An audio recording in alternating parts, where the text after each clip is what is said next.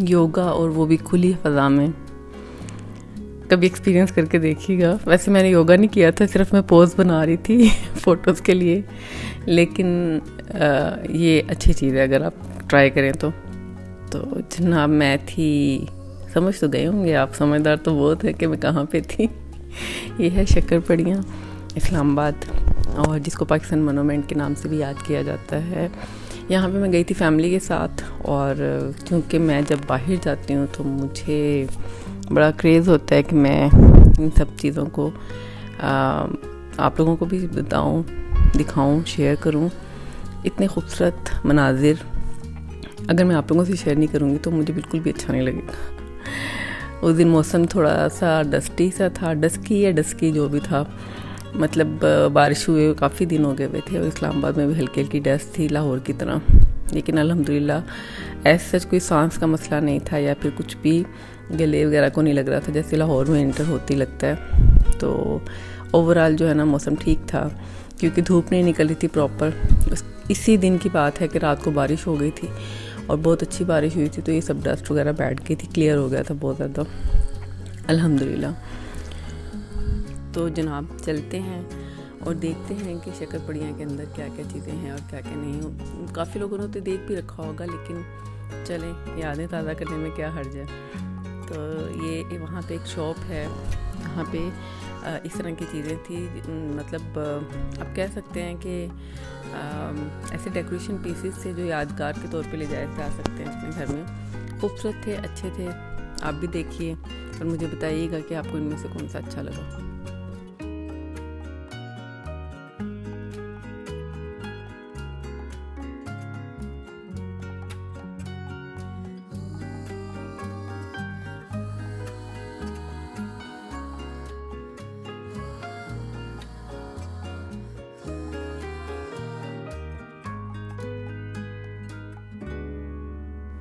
मुझे जो है ना ये वाले जो बॉल थे ना सेंटर टेबल के लिए बहुत अच्छे लग रहे थे, लेकिन ये कुछ कॉस्टली भी थे।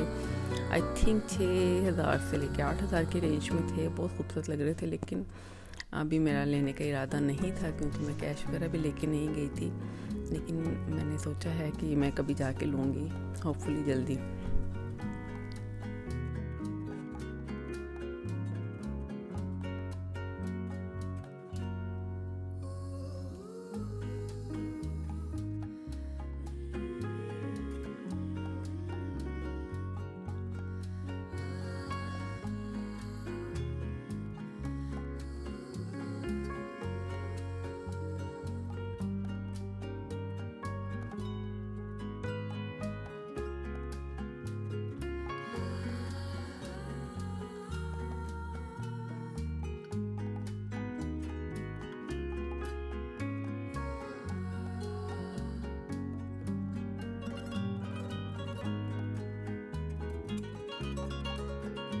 अच्छा जी, आपने साथ रहना है और मैं आपको लेके चलती हूँ म्यूज़ियम में, और वहाँ पे इतनी अमेजिंग चीज़ें थी कि आप हैरान हो जाएंगे देख के। चलें जी।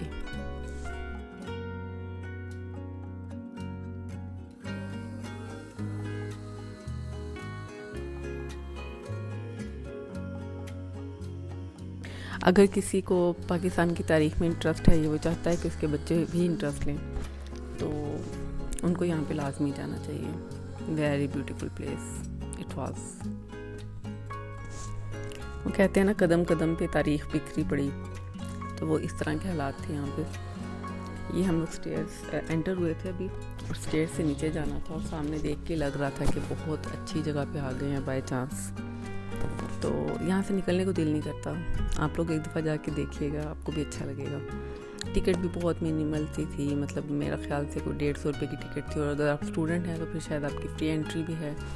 तो मेरा ये ख्याल है कि आप लोगों को जाना चाहिए, अपने घर के बच्चों को भी लेके जाना चाहिए, अपने बच्चों को भी लेके जाना चाहिए, इवन बड़ों को भी लेके जाना चाहिए।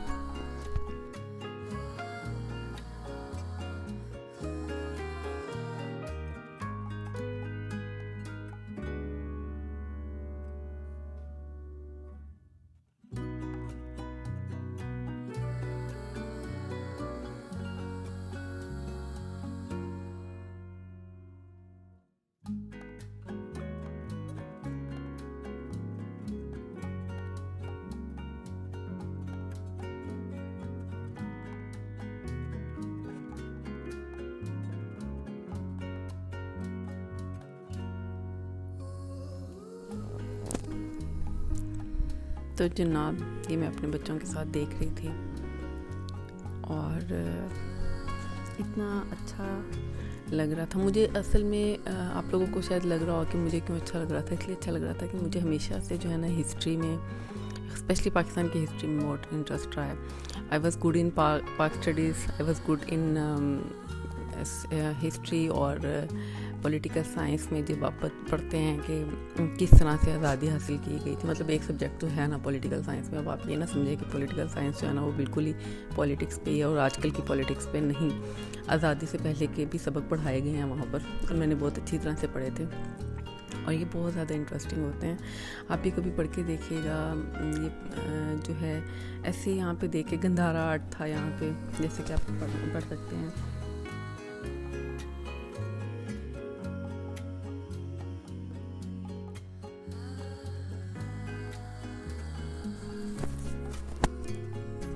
जंगों के हालात, सलाउद्दीन अयूबी का आई थिंक ये था डमी।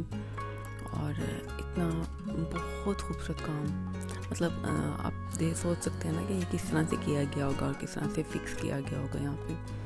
तो एक बिल्कुल अलहदा सी वाइब आ रही है। आप लोग कभी जाएँ ज़रूर ट्राई कीजिएगा, यहाँ पे जाइएगा लाजमी, अपने बच्चों को लेके जाइएगा। मैं बार बार कह रही हूँ।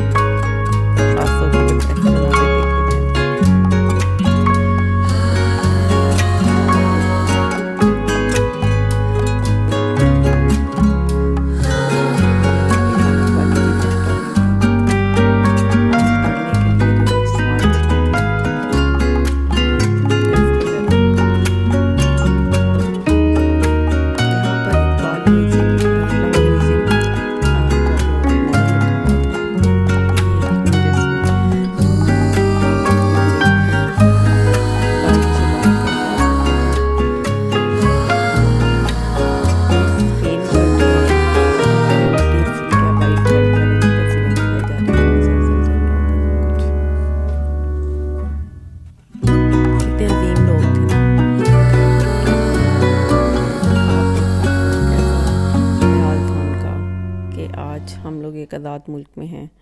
ऑल्दो हम लोग उस तरह से कदर नहीं कर पा रहे, उस तरह से ख्याल नहीं रख पा रहे, लेकिन जो हमारे बड़ों ने जीती थी उसके बाद हम लोगों पर फ़र्ज़ था इस मुल्क की हिफाजत करना। लेकिन अफसोस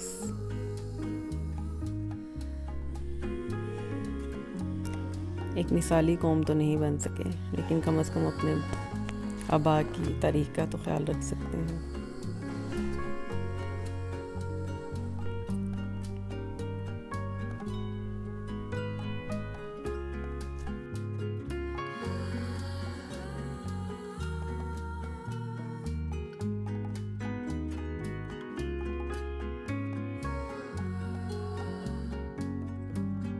यहाँ पे एक ऑडिटोरियम टाइप की जगह थी जहाँ पे एक बहुत बड़ी स्क्रीन लगी थी, और उस वक्त उस पर कुछ नहीं चल रहा था, लेकिन होपफुली मुझे लग रहा था कि वहाँ पे कुछ ना कुछ स्क्रीन पर दिखाया जाता होगा जो कि उस वक्त की जंग से रिलेटेड था। उस वक्त की कोशिश वहाँ पे नज़र आती होगी उस स्क्रीन पे।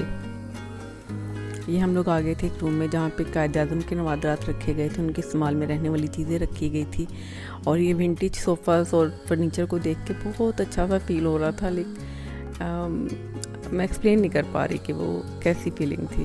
मतलब अब देखें, आज के लिहाज से अगर देखा जाए तो ये फर्नीचर उस वक्त का मॉडर्न फर्नीचर था।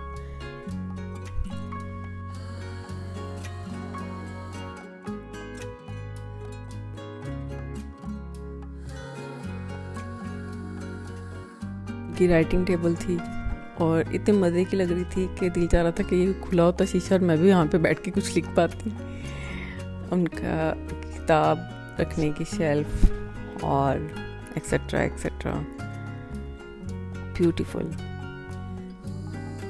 और ये देखें, ये शायद लॉन में रखने वाली कुछ चेयर थी और टेबल थी जो उनके इस्तेमाल में रही होगी, लेकिन इसको भी इन्होंने उठा के यहाँ पे रख दिया था। पता नहीं सही किया था या नहीं, लेकिन यहाँ पे रख के अच्छा लग रहा था। बैक पे एक तस्वीर लगी थी जो शायद उनके घर की या उनके बागीचे की थी, लेकिन अब मुझे कंफर्म नहीं है। ये मेरे ख्याल से एक अलमारी थी, कपड़े रखने की थी शायद, और ये सूट भी शायद उनका था।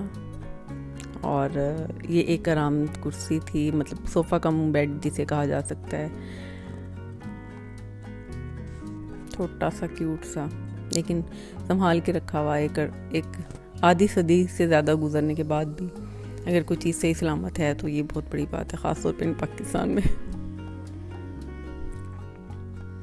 ये वो ऑडिटोरियम है जो मैं आपको दिखाना चाह रही थी, और मेरा बेटा मुझे दोबारा यहाँ पे ले गया था कि स्क्रीन जो है वो ऑन हो गई थी और पे कुछ दिखाया जा रहा था। खैर जनाब, ये सब चीज़ें थी। स्ट्रगल जहाँ पे लिखा हुआ था वहाँ पर इसी तरह से लोगों की पिक्चर्स। ये loud speaker I don't know ये उस वक्त का था या नहीं, या इन्होंने बाद में बनाया है, लेकिन देख के बहुत ऐसे एहसास हो रहा था कि बहुत पुराना सा है, बहुत ज़्यादा पुराना। ये गांधी जी कायद-ए-आज़म क्या लगते थे उनके फ्रंट में खड़े होके, अलग ही वाइब्स आती थी। अगर आज कायद-ए-आज़म जिंदा होते तो इन पे जो है ना सोशल मीडिया में इनके बहुत सारे क्रश नज़र आ रहे होते, मतलब ऐसी पर्सनैलिटी थी। गोल में इस कॉन्फ्रेंस का मंजर बट नॉट 1944 में जब गांधी जी ना की बातचीत हुई थी। ये हमारे गांव का एक मंजर।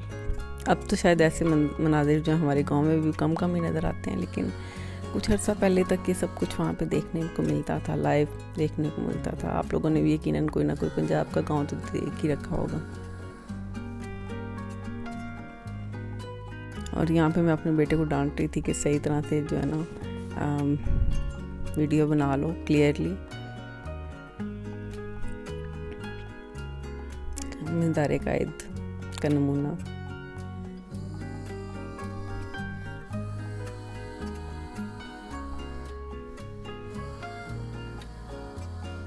कायद-ए-आज़म एज अ लॉयर, और इनके वकालत के बहुत सारे किस्से यकीनन आप लोगों ने भी सुन रखे होंगे, मैंने भी सुन रखे हैं, और मैं बहुत ज़्यादा इंस्पायर भी होती हूँ उनकी जहानत से, उनकी अक्लमंदी से, और एकदम से जो जवाब दे देना अक्लमंदी से।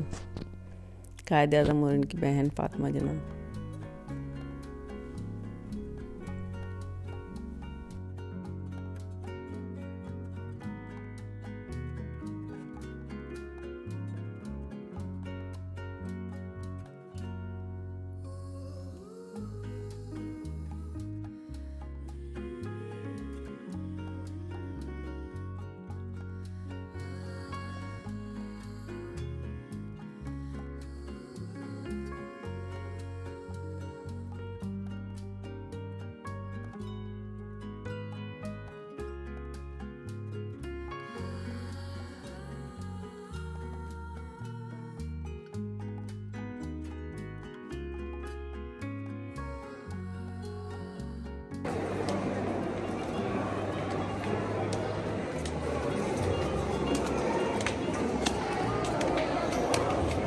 मामा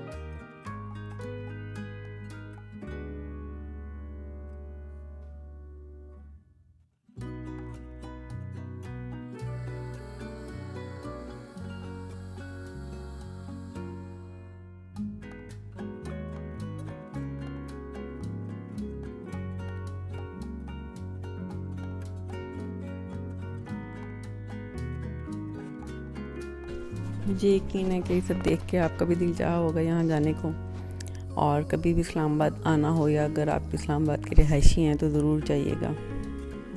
यहाँ पे जाके आप यकीनन 1 मिनट के लिए भी बोर नहीं होंगे, आपको बहुत अच्छा लगेगा। मुझे भी वहाँ से निकलने को दिल नहीं चाह रहा था, लेकिन चूँकि मगरिब का टाइम हो रहा था और एक और जगह जाने का प्लान था। हम लोग असल में काफ़ी लेट गए थे। अगर आप लोग जाएँ तो आप कोशिश कीजिएगा कि 11-12 बजे दिन में चले जाएँ, ताकि आपको बहुत अच्छा टाइम मिल जाए वहाँ पे स्पेंड करने के लिए। तो ये सब चीज़ें हैं, और हर चीज़ के साथ आपको रिटर्न में उसकी डिटेल्स मिल जाएंगी। हर मुजस्मे के साथ आपको पता चलेगा कि ये किसका मुजस्मा है, उसकी तारीख क्या है, उनके क्या कारनामे हैं, उनकी क्या काविशें हैं। तो बहुत ज़्यादा फैसिनेटिंग है। मुझे इस आर्ट का नाम भी नहीं पता, लेकिन जब देखते हैं 3D टाइप का कुछ आर्ट था, और यू कैन फील कि यार बहुत ज़्यादा मोहब्बत से बनाया गया है, बहुत ईमानदारी से। खैर यहाँ से वापस आके ग्रोसरी स्टोर में चली गई थी। वहाँ पे मुझे एक बॉटल अजीब सी नज़र आई। मैंने सोचा आप लोगों को भी दिखाती हूँ। ये बहुत छोटी सी थी। मैंने कहा यार इसमें पानी कैसे आएगा। फिर जब उसको खींचा तो वो इतना बड़ा सा हो गया, और उसमें कम से कम 1.5 लीटर पानी तो आ ही जाना चाहिए, और मुझे बड़े मज़े का लग रहा था। खैर आज की व्लॉग का इख्तिताम करते हैं। अपना ख्याल रखिएगा, दुआ में याद रखिएगा, सब्सक्राइब कीजिए, लाइक कीजिए और शेयर भी कर लीजिए। अल्लाह हाफिज़।